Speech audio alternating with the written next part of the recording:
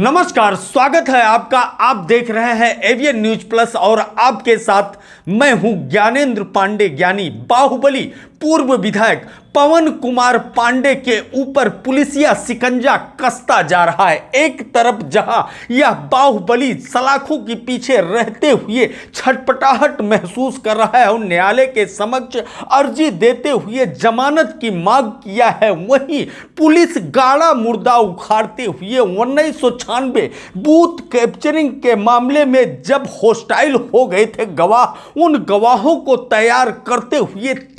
तीन मुकदमा दो अलग थाना क्षेत्रों में दर्ज करते हुए यह जता दिया है कि यह बाहुबली इतने आसानी से खुले आसमान में सांस नहीं ले पाएगा। बहरहाल क्या कुछ स्थिति है यह जानने के लिए हम सबसे पहले चलते हैं पुलिस अधीक्षक कार्यालय की तरफ, जहां पर एसपी अंबेडकर नगर अजीत सिन्हा क्या कुछ कहते हैं इस पुलिसिया कार्रवाई के मामले में। पवन पांडे पूर्व विधायक है, ये वर्तमान में जेल में निरुद्ध है। इसने 1996 में बूथ कैप्चरिंग की थी, तो उसके गवाहों की गवाही नहीं हो पा रही थी। तो इस सिलसिले में जब गवाहों से वार्ता की गई और गवाह स्वयं निकल के बाहर आए जब ये जेल गया कि हम लोग जब भी गवाही देने की कोशिश करते हैं तो इनके लोग और ये धमकाते हैं और हमको गवाही नहीं देने देते हैं। इस पे अभियोग पंजीकृत किया गया है। 2 अभियोग राजे सुल्तानपुर थाना क्षेत्र में पंजीकृत किया गया क्योंकि दोनों के वादी राजे सुल्तानपुर क्षेत्र के रहने वाले थे, और एक मुकदमा अकबरपुर में SC/ST एक्ट सहित कायम किया गया है, जो कि इसका वादी जो है चितई राम, ये अथरौलिया का रहने वाला है और ये भी घबराहट में गवाही देने कभी नहीं आ पाया था। हम आपको बता दें कि अकबरपुर कोतवाली थाना क्षेत्र अंतर्गत विजय गांव में करोड़ों की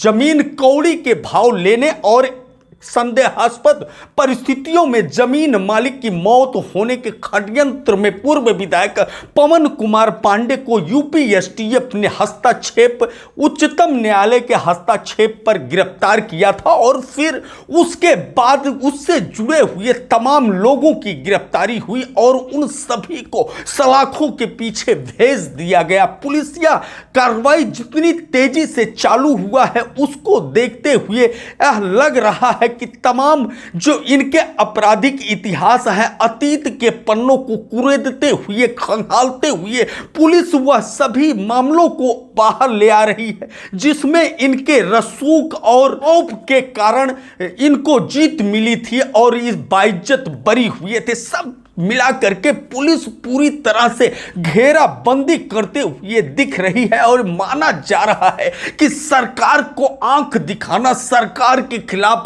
आग उगलना, सरकार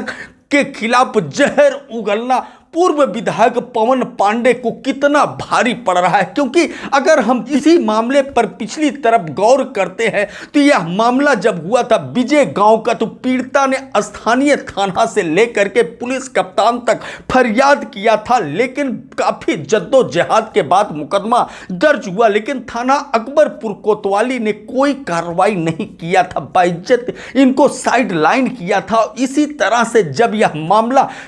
क्राइम ब्रांच को सौंपा गया तो उसने भी ढिलाई बरता था, लेकिन जब उच्चतम न्यायालय में यह मामला पहुंचा तब उच्चतम न्यायालय ने फटकार लगाया दोनों जांच एजेंसियों को और फटकार लगाते हुए यह यूपी एसटीएफ के पाले में जांच सौंप दिया था। यूपी एसटीएफ भी ढुलमुल रवैया के साथ इस मामले की तहकीकात करते हुए नजर आ रही थी, लेकिन जैसे ही सुल्तानपुर में एक शोक सभा में विधायक बाहुबली ब्राह्मणों की संख्या देख करके बौखला गए और उन्होंने सरकार पर हमला बोलते हुए कहा कि हमलावरों ने अगर अपने बाप के हत्या का बदला लेना जानते हैं तो पवन पांडे अपने भाई का बदला लेना जानते हैं, और इसके अलावा अगर सरकार कुछ नहीं कर सकती तो हम करके दिखाएंगे वगैरह वगैरह तरह तरह की बातें करते हुए